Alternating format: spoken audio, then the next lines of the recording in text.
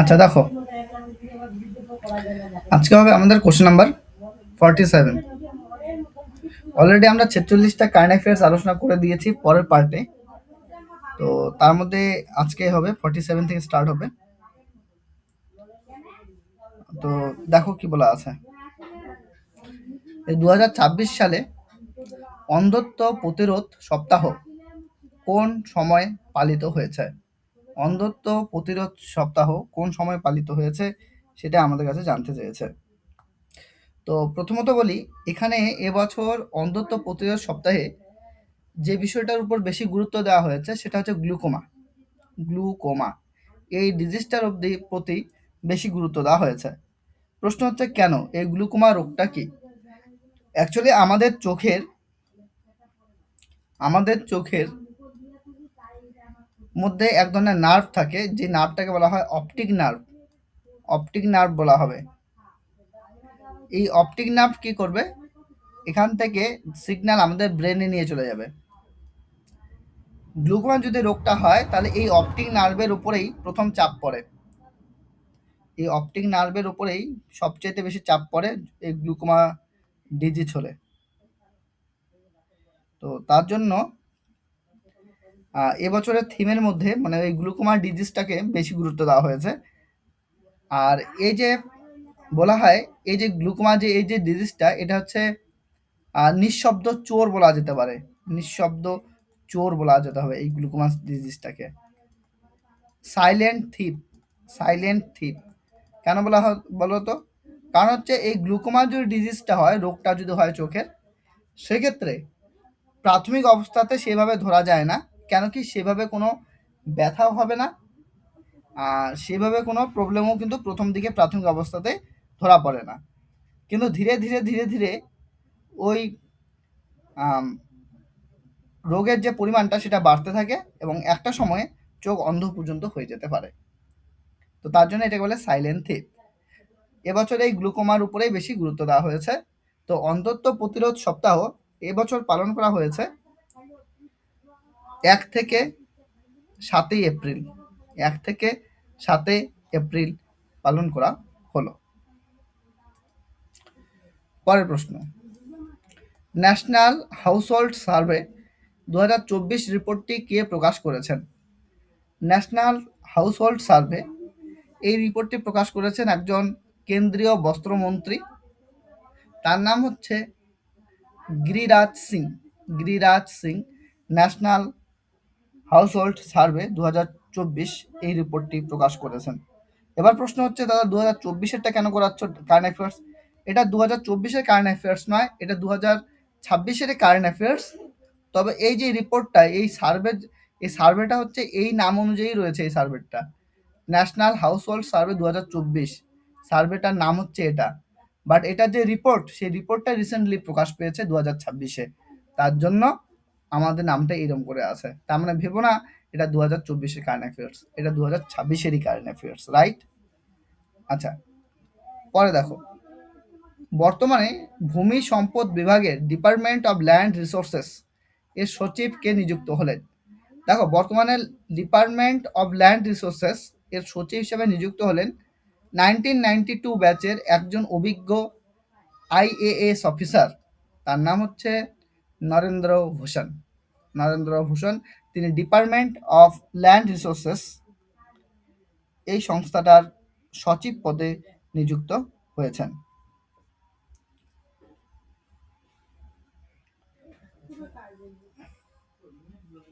আচ্ছা, তারপরে দেখো, উমরেদ পাউনি কারহান্তলা বন্যপ্রাণী অভয়ারণ্য কোন রাজ্যে অবস্থিত?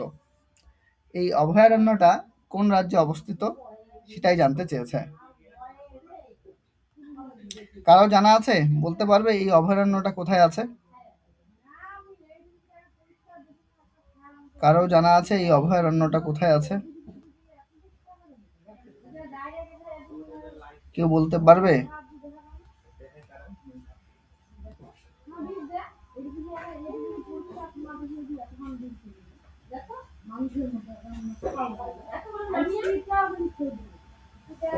তো যাই হোক, বলে দিই,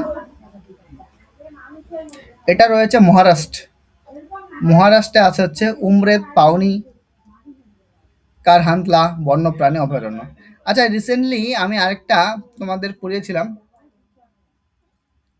আহ, কি বললাম, মুদুমালাই টাইগার রিজার্ভ। হ্যাঁ, বলো তো কোথায় মুদুমালাই? রিসেন্টলি কারেন্ট অ্যাফেয়ার্সে পড়িয়েছি, তাই আমি জিজ্ঞাসা করছি। মুদুমালাই টাইগার, তামিলনাড়ু। হ্যাঁ, মুদুমালাই টাইগার রিজার্ভ তামিলনাড়ুতে আছে। অ্যাকচুয়ালি মেইনলি কি তামিলনাড়ুর মধ্যে নাকি আরো অন্য কোথাও মধ্যে বিস্তৃত এটা? কার কেরলের মধ্যে আছে, তামিলনাড়ুর মধ্যে আছে, আর কোন একটা জায়গা আছে বলো? কেরল, তামিলনাড়ু আর কর্ণাটকের একটা পার্ট। তো তার মধ্যে মেইনলি এটাকে কে দেখে, কোন সরকার দেখে? যেহেতু মুদুমালাই টাইগার রিজার্ভটাকে দেখে হচ্ছে তামিলনাড়ু সরকার, তার জন্য এটা তামিলনাড়ু হবে উত্তর। ঠিক। আচ্ছা, বিশ্ব স্বাস্থ্য দিবস 2026 এর থিম কি ছিল? প্রতিপাদ্য বলতে থিম, এটা থিম কি ছিল? তবে হ্যাঁ, পরীক্ষায় থিম হিসাবে লিখা থাকে। হ্যাঁ, প্রতিপাদ্যটা বেশি বাংলা হয়ে যায়, এটা থিমই লিখা থাকবে। হ্যাঁ, এরকম লিখা থাকবে, প্রতিপাদ্য লিখা থাকবে না, এইভাবে লিখবা না। বিশ্ব স্বাস্থ্য দিবস 2026-এর থিম কি ছিল?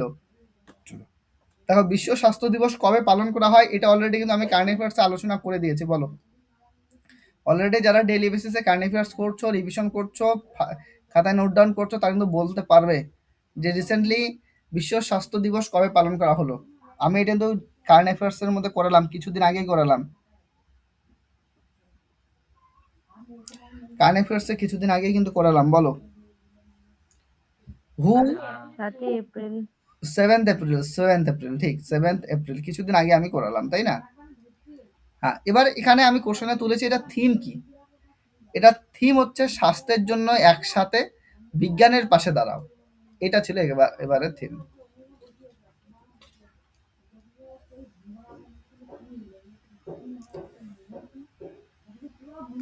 আচ্ছা,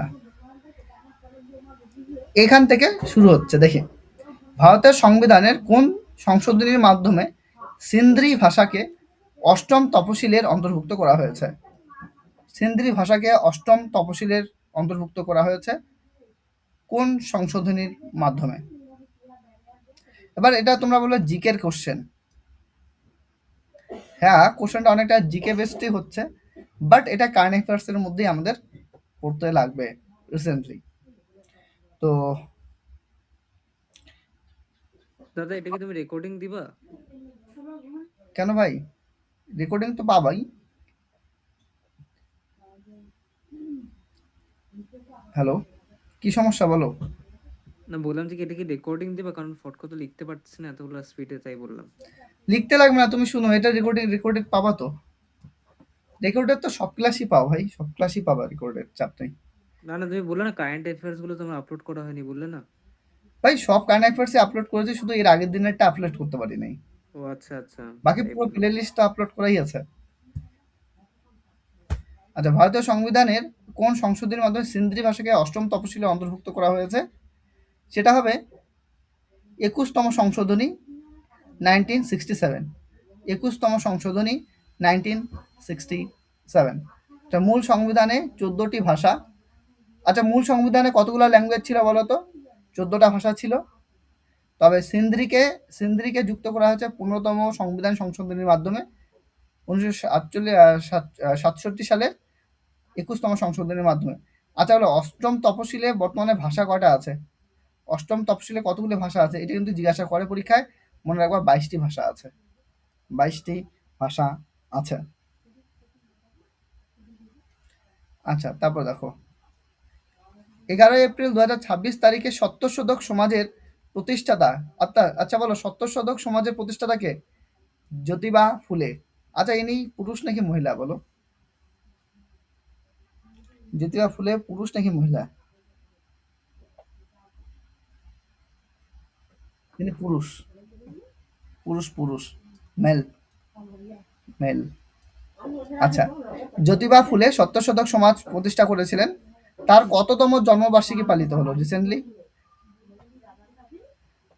কততম জন্মবার্ষিকী পালন হলো? তার 200তম জন্মবার্ষিকী রিসেন্টলি পালন হলো। 200তম জন্মবার্ষিকী পালন হলো কবে? 11 এপ্রিল 2026। 11 এপ্রিল 2026 200তম জন্মবার্ষিকী পালন হলো কার? জ্যোতিবা ফুলে। তিনি কোন সমাজের প্রতিষ্ঠাতা? সত্যশোধক সমাজের প্রতিষ্ঠাতা। আচ্ছা, 1827 সালের 11 এপ্রিল মহারাষ্ট্রে জন্মগ্রহণ করেন এই জ্যোতিবা ফুলে। মহাত্মা জ্যোতিবা ফুলে জন্মগ্রহণ করেন। তিনি সত্যশোধক সমাজ কবে প্রতিষ্ঠা করেন? তিনি সত্যশোধক সমাজ প্রতিষ্ঠা করেন 1873 সালে। তিনি কোন বিষয়ে কাজ করেছিলেন? তিনি একজন সমাজ সংস্কারক ছিলেন। মেনলি তিনি নারী শিক্ষা এবং দলিতদের অধিকার নিয়ে কাজ করেন। 2026 সালের এপ্রিল মাসে কেন্দ্রীয় মন্ত্রিসভা অরুণাচল প্রদেশে কয়টি জলবিদ্যুৎ প্রকল্পের অনুমোদন করেছে? কয়টি জলবিদ্যুৎ প্রকল্পের অনুমোদন করেছে?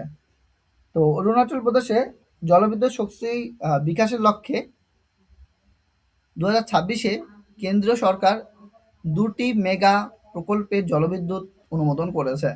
মানে জলবিদ্যুৎ কেন্দ্রগুলো কিন্তু এখনো তৈরি হয়নি, তবে এটা অনুমোদন পেয়েছে। 2টা জলবিদ্যুৎ কেন্দ্র তৈরি হবে অরুণাচল প্রদেশে। National scheduled tribe finance and development corporation NSTFDC 10 April 2026 তারিখে কততম প্রতিষ্ঠা দিবস পালন করেছে? তো এটা হচ্ছে 25তম বর্ষ পূরণ করলো। 25তম বর্ষ পূরণ করলো। কোনটা? এনএসটিএফডিসি। এটা মেনলি শিডিউল ট্রাইব যারা, national schedule tribe finance and development corporation, actually schedule ট্রাইবদের সাহায্য করার জন্য এই একটা কর্পোরেশন বা সংস্থা কিন্তু তৈরি হয়েছে। সেটার 25তম জন্মবার্ষিকী পালন হলো। 57 তাড়াতাড়ি করে শেষ করতে লাগবে। 18 8:30টার মধ্যে শেষ করতে লাগবে। উত্তর সিকিমের লাচেনে আটকে পড়া পর্যটকদের উদ্ধার করতে ভারতীয় সেনাবাহিনীর ত্রিশক্তি কোর কোন অপারেশনটি শুরু করেছিল? কোন অপারেশনটি শুরু করেছিল? তো এক্ষেত্রে যে উত্তরটা হবে, আচ্ছা এটা নোট লিখা থাকবে, হ্যাঁ নোট, এই নোটে নাই নোট। এটা অপারেশন সহায়তা হবে না, অপারেশন সহায়তা হবে না, এটা অপারেশন হিম সেতু হবে। অপারেশন হিম সেতু, অপারেশন হিম সেতু হবে।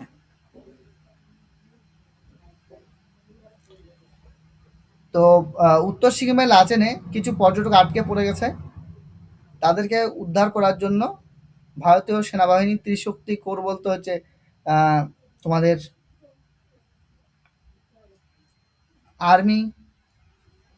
আর্মি তো থাকবে, প্লাস নেভি, প্লাস হচ্ছে তোমার এয়ারফোর্স। এরা সবাই মিলে এই অপারেশনটা করেছে, করে ওদেরকে উদ্ধার করেছে। এই অপারেশনটা নয়, অপারেশন হিম সেতু। অপারেশন হিম সেতু।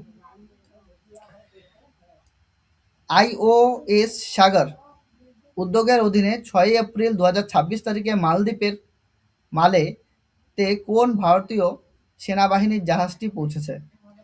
অ্যাকচুয়ালি ব্যাপারটা অনেকটা এরকম নিতে পারো, যেমন দেখো, ধরো তোমাদের গ্রামের মধ্যে যদি অন্যান্য পরিবারগুলি সুখে থাকে, তাহলে তুমিও কিন্তু সুখেই থাকবে, জেনারেলি দেখা যাবে। বা অন্যান্য পরিবারদের যদি সমস্যা হয়, তাহলে কিন্তু তোমারও ফ্যামিলিতে সমস্যা আসবে। কিরম করে? তার মানে ব্যাপারটা হচ্ছে তোমার আশেপাশের সারাউন্ডিংসের উপর ডিপেন্ড করছে তুমি কেমন থাকবে।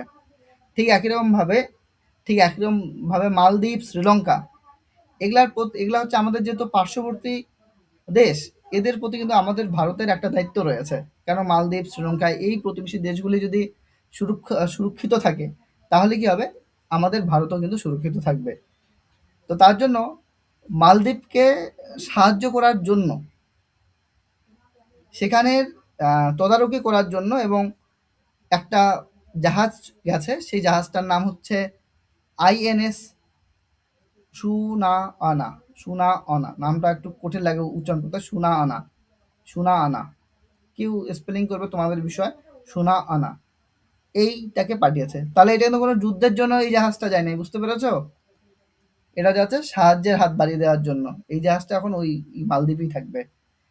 ওখান থেকেই শত্রুপক্ষদের তদারকি করবে, শত্রুপক্ষ আক্রমণ করছে নাকি মালদ্বীপের উপরে, সেই বিষয়টাকে দেখবে। তো যাই হোক, সাগরের পুরো নাম কি? সাগরের পুরো নাম হচ্ছে security and growth for all in the region.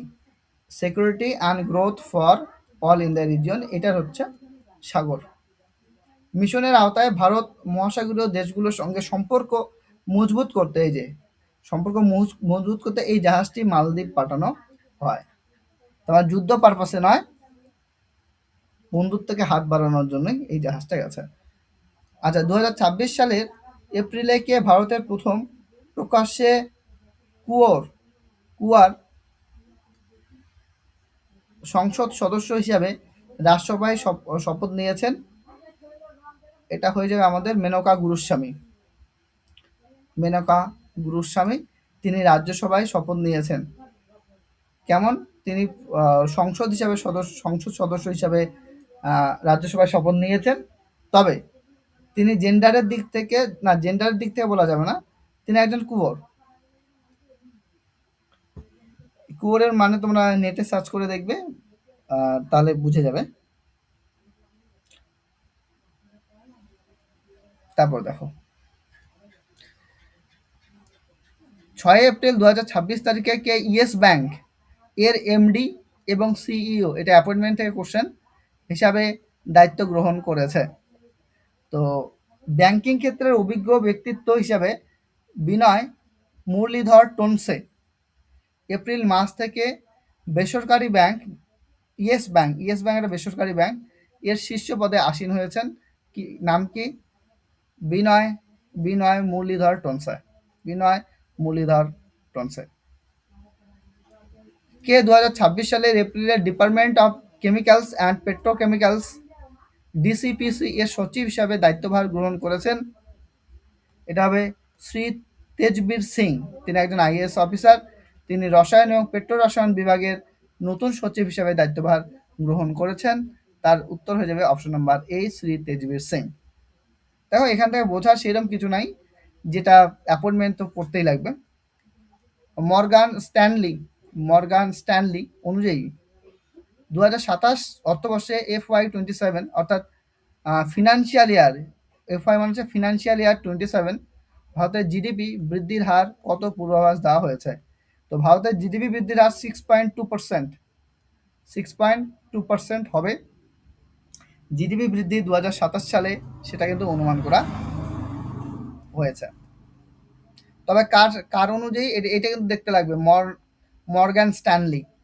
এটা এক একজন এক এক ধরনের প্রকাশ করে, ঠিক আছে? এর বেসিসে কিন্তু তোমার উত্তরটা হবে। হ্যাঁ, এর বেসিসে কিন্তু তোমার এই উত্তরটা দিতে লাগবে। লাস্ট, ভারত কত সালে জৈব বৈচিত্র্য আইন বায়োলজিক্যাল ডাইভার্সিটি অ্যাক্ট পাস হয়েছিল? ভারতে কত সালে বায়োলজিক্যাল ডাইভার্সিটি অ্যাক্ট, জৈব বৈচিত্র্য আইন পাস হয়েছিল? এটা হচ্ছে 2002 সালে। 2002 সালে বায়োডাইভার্সিটি অ্যাক্ট পালিত হয়েছে, এই আইনটি কার্যকর হয়।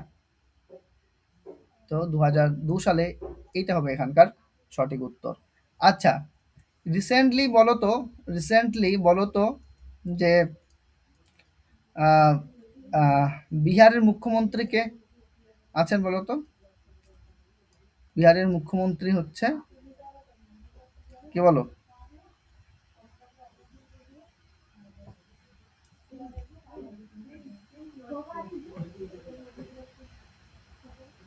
জানো না? জানতাম দাদা, অপশন দাও তাহলে মনে পড়বে। অপশন দিতে লাগবে।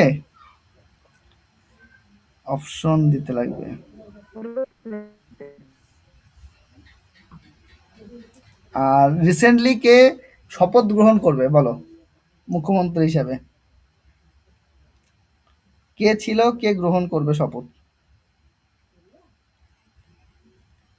নীতিশ হিসাবে আমি দিলাম জাস্ট।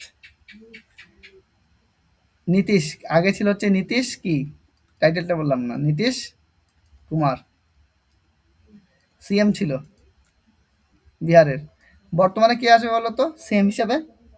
কে শপথ গ্রহণ করবে? সম্রাট চৌধুরী।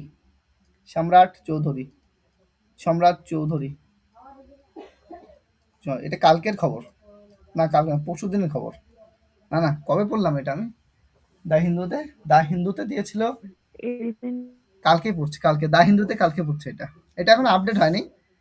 কালকের দা হিন্দুর কালকের পেপারটা আমি আজকে আপডেট করব। আজকে পরশুর মধ্যে আপডেট করে তারপরে কারেন্ট অ্যাফেয়ার্স দিয়ে দিব। আচ্ছা, তোমাদের যে কারেন্ট অ্যাফেয়ার্স করাচ্ছি না, তার মেইন সোর্স কি বলো তো? টেলিগ্রাফ, দা হিন্দু, মানে যেগুলোর থেকে অ্যাকচুয়ালি ওরা কোশ্চেন তোলে, বুঝতে পেরেছো? যদি সেন্ট্রালে পরীক্ষার প্রিপারেশন নিতে হয় তাহলে তোমার এই পেপারগুলোকে লক্ষ্য করতে হবে। তার সাথে এডিটোরিয়াল কিছু পড়তে লাগবে, কিন্তু তোমাদেরকে অত টাইম আছে এডিটোরিয়াল পড়ার মতো? আর লাগবে না, ছেড়ে দাও।